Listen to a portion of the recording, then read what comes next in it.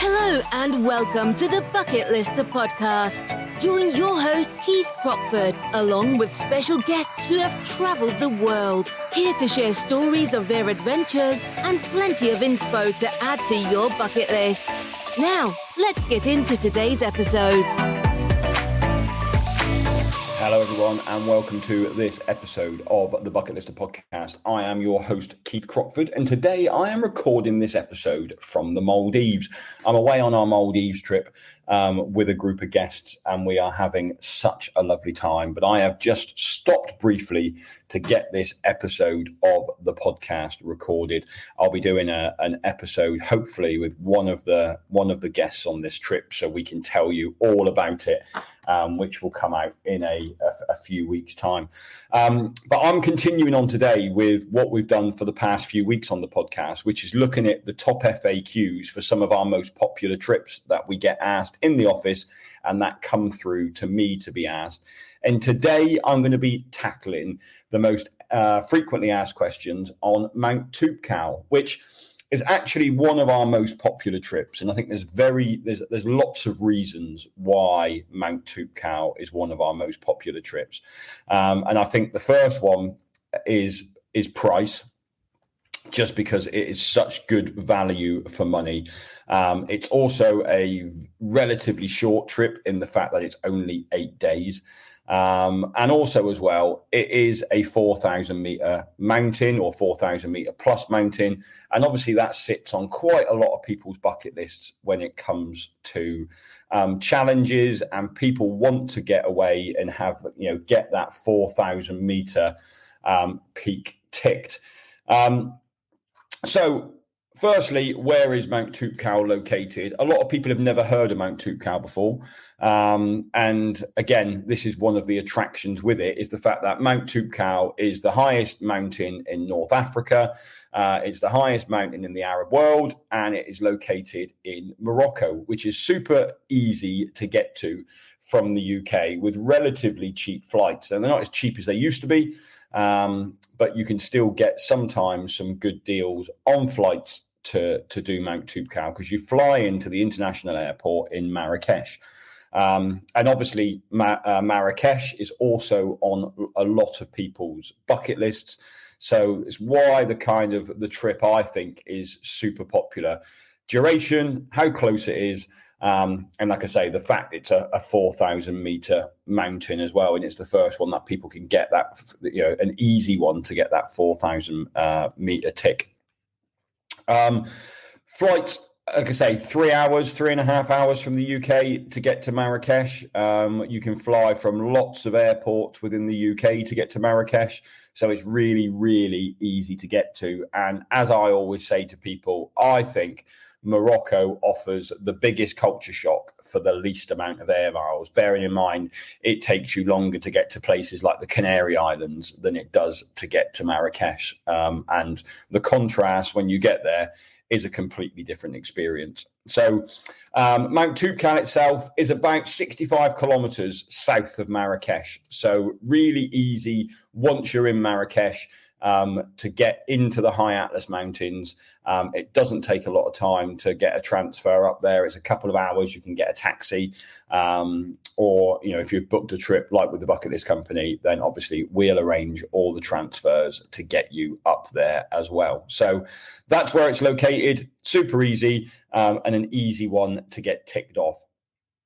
Now, the next question is, when is the best time of the year to climb Mount Toubkal? Now, I always say you can climb Mount Toubkal all year round, to be honest, but I would certainly be looking to avoid the summer times just because it is very, very hot on the lower sections. So you've really got spring, so April to June, and then the autumn time, late September to November. Generally the preferred times to go and climb Mount Toubkal if you're not looking to do a winter ascent of the mountain. So if you're looking to trek up, again, no special skills needed for Mount Toubkal. It's classed as a trekking peak. You don't need any specialist equipment. You don't need any specialist training. If you're looking to do it that style of climb, then the spring, April, June, early June, I would say, and then the autumns, late September into November are the preferred times. Obviously, if you are looking to go and do it as a winter mountain, then December to February is typically when it would be covered in snow, and then you could do it as a winter trek, as opposed to what we would class is the standard trek. So we offer both. At the Bucket List Company, we do our standard trek, and then we also do our winter trek as well, which is generally late January, early February when we take that one out. So the next question then is, how long does it take to climb Mount Toubkal? And this is always one that we have lots of conversations about, because if you look at the majority of other companies that are offering Mount Toubkal trips, they're offering the trip as a 4-day trip. You can do it over a long weekend, and you would do the climb in 2 days. We do our trek over 4 days, and the reasons for that are due to the altitude profile of the mountain. So just as an example, Imlil is about 1,700 meters where you would start your climb. And then on day one, you would go up to 3,200 meters to the refuge. And then the following morning, you would get up summit up to 4,167 meters and then come back down again. So within 24 hours, you'll have gone from 1,700 meters all the way up to 4,167 meters. And that is quite an altitude gain very, very quickly. And lots of people do struggle with the altitude by climbing that quickly, which is why we don't offer that 2-day trek. We do it as a 4-day trek and do more of a trek through the high Atlas Mountains on the way to the refuge. So whereas on the standard 2-day, you would get to the refuge at the end of day one, we don't get to the refuge until day 3 on our standard trek. So you spend a lot more time gaining altitude, going over some high passes. And yeah, we just think it gives people a much better chance of acclimatizing during the trek. So that's our advice. Obviously, there are plenty of people that do it in 2 days, and we're not saying that don't do it in 2 days. We're just saying that if you are going to do it, take some time, enjoy the high Atlas Mountains, and just have a slightly better acclimatization profile. I think it was 2018. I think I did a trip out there, and the weather was really bad, and we didn't manage to summit. We kind of got a third of the way up, and the wind was just too strong for us to carry on. And one of the guests that was on that trip actually went and booked a 2-day trip a couple of months after she came back. And then when I spoke to her about it, she did say she definitely did struggle with the altitude by doing it in 2 days. And although she did manage to summit, she said it wasn't an enjoyable experience. And she wishes she had done the 4-day trek again. So just bear that in mind if you're thinking of doing that. But like I say, the trek the 2-day trek starts in the mountain village of Imlil. We start further down the valley and come up and then come into Imlil at the end of day 2. So we do 2 days trekking into Imlil in the first place on our trek. So that's our advice, but obviously it's completely up to you how you decide to do it. But that's certainly what we advise on our trips.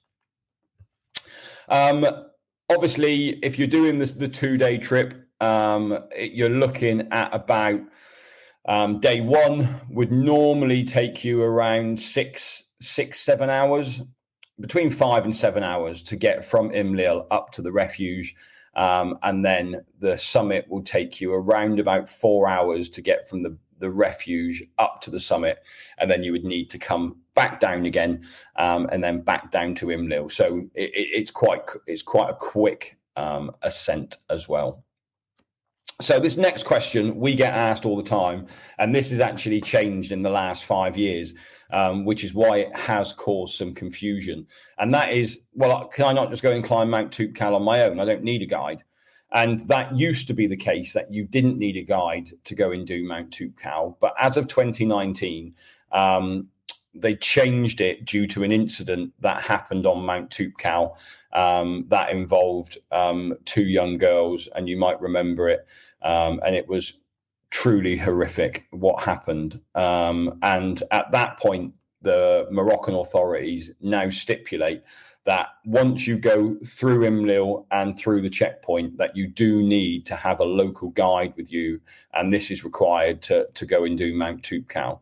Obviously, there's 2 reasons for this. One was from a safety perspective, and then obviously also as well, then it also helps to stimulate the local economy and giving local guides jobs in the area. But also as well, I think it is invaluable with their local knowledge, and especially if you're going up there through snow or if it's icy, like their local knowledge of the mountain itself is second to none. So I would always, even if you didn't need one, have a guide. But obviously there are checkpoints on the way to check that you have got a guide as well, so you kind of can't get around it really. And they will show how many people they've got in their group, and when you get up to the refuge you'll have to sign in and who your guide is. So the answer to that question is yes, you now do need to have a guide to climb Mount Toubkal. You can still trek around the high Atlas Mountains without a guide, but as soon as you go through Imlil up towards Mount Toubkal, you would then need a guide for that. And like I said, that changed 5 years ago in 2019. So you might have been told that you could do it on your own, or someone that's done it on their own, but that now, obviously, like I said, has changed. How difficult is Mount Toubkal is another question we get asked a lot. And I would say the summit climb on Mount Toubkal is quite hard. It's not as long as like the summit night on Kilimanjaro, for example. And on Mount Toubkal, you would generally get up around or start walking around 5 a.m. So it's not, again, like Kilimanjaro where you're getting up at like 11 o'clock. You do get a little bit more rest on this one. But I would still say the summit on Mount Toubkal is a tough climb. It's not a walk in the park. And like I always say to people, like, you feel like you're getting near the top of the summit of Mount Toubkal, and it kind of has a couple of false summits on the way to get there, because you think you're almost there and you're almost there, and when you get there, there's another little bit and there's another little bit, and that does take it out for some people. So like I say, you do need to be relatively fit to go and do Mount Toubkal. If you're trekking in the UK and you're out every weekend and you're reasonably fit, then you'll be fine. And obviously, like I've said on all of these other FAQs, of course you could go up to it without doing any training, and the chances are you would get to the top of Mount Toubkal. But the fitter you are, the more you are going to enjoy doing the climb itself. So just bear that in mind. But in terms of difficulty, like I said earlier on, it's not a technical mountain. It is just a trekking peak still. But it is tough up there. And you do need to be relatively fit. But the fitter you are, the more you are going to enjoy it. What kit do you need for Mount Toubkal? Obviously, you're going to need your walking kit. You're going to need a pair of trekking shoes or a pair of boots. Obviously, a layering system is super important, especially for our Mount Toubkal treks, because you could be starting off in 30 degrees at the bottom. And again, by the time you get to the top, it could be 0 or minus as you start at 5 o'clock in the morning. So having suitable clothing that you can layer up is really important. Obviously, like I say, it can be super warm at the start. So sun hat, sunglasses, high factor sun cream. Obviously, you'll need your day pack to carry your things in, and you'll need a sleeping bag as well. Then for summit night, you're going to need gloves, you're going to need a head torch, and you're going to need a few other bits and pieces as well. But whoever you're booking with should provide you with a kit list.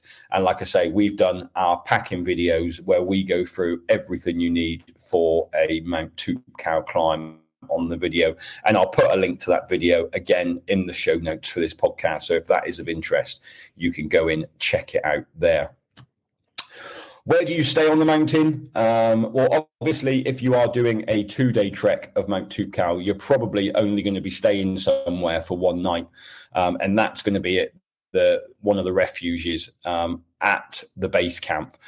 So you've got the Nelta hut, or you've got the refuge de Toubkal.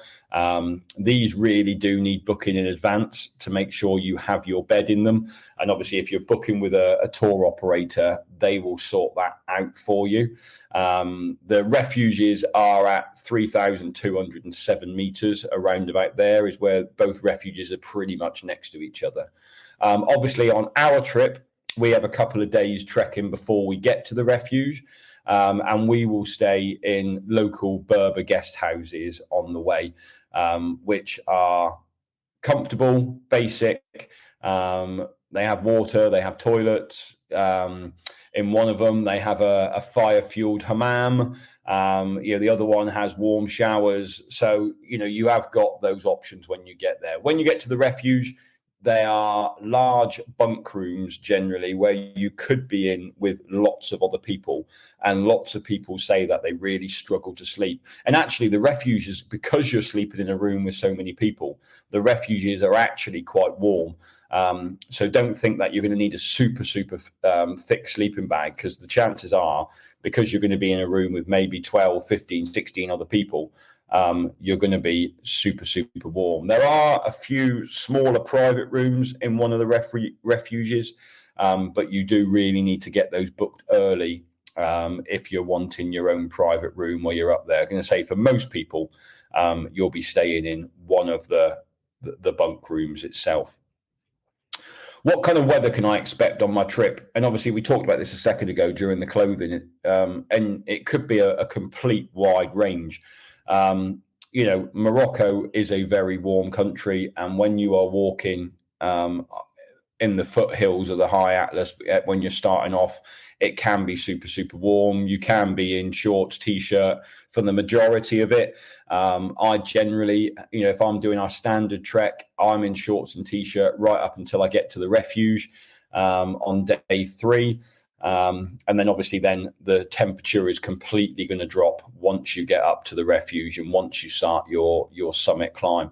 Like I say, you can get high winds, you can get quite a big dumping of snow up there. People ski down off Toubkal if the conditions are good, so you can kind of tell how cold it's going to be then. So that is the importance of having good kit with you that you can layer up and add to it and take away as you need to. And obviously, being in the mountains, you always need to have your waterproofs with you, because we're never ever going to be able to get away from the rain in some stages. Just trying to think what other questions now we really get asked. What's the food like on a Mount Toubkal trek? If you book a group trek, generally you are going to have a chef that comes with you. Your kit will generally be carried by mules. So you will just carry your day pack, and then your duffel bag will go on the mule and be taken on for you to your next stop. The chef will also come with you, and he'll walk on with the muleteers and prepare your lunch, prepare your evening meal, prepare your breakfast. And I think you get looked after so well on any Morocco trip, really, whether it's a Sahara Desert trek or whether or not it's the Mount Toubkal trek. But yeah, you'll get, lunch, massive salads, pasta, dinner. You'll have normally a soup to start, and then you'll have pasta, or when we get off the mountain, we quite often get chicken and chips done for you, which when you've just finished your summit climb and come back down and they present this big plate of chicken and chips, it is just like one of the nicest things to have. But you do get fed very, very well. Obviously, you can take snacks with you as well. You can either buy these in Marrakesh or you can get these in Imlil. And as you're trekking up through towards the refuge, there are like little shops on the way almost that people set up for the trekkers where you can get, cold drinks and things like that, which are quite well received when it's super hot. I always remember years and years ago, we came up, it was on the day 2 of our 4-day trek. And you came up to the pass and there was a young boy there and he had climbed up there in the morning with a big bag of oranges and he was there squeezing orange juice at the top of the pass, which when you just spent all morning walking up and you get there, again, it was really well received. And for the price of about £1 of what he was charging, it was well worth it. And I think he could have probably doubled or tripled his prices and people would have still paid for it. So food-wise, you will completely be looked after. And like I said, if you want to replenish any stocks or anything, then you can do that in Imlil as well before you head up to the refuge. And even the refuge has a small little shop in there as well where you can buy water and things like that. But obviously, as we always recommend to people, take a water-to-go bottle with you, and then you'll never need to worry about buying bottled water on the way up if you've got your water to go or your filtered bottle with you as well.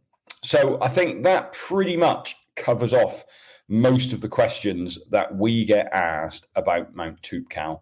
I think, and one thing that we always say to people about Mount Toubkal is, if you don't know how your body is going to react to altitude, then it's a great one to start with. So we get lots of people who are thinking about doing maybe an Everest base camp or a Kilimanjaro trek. And, it's a lot of time to take off work. It's a lot of money to do it.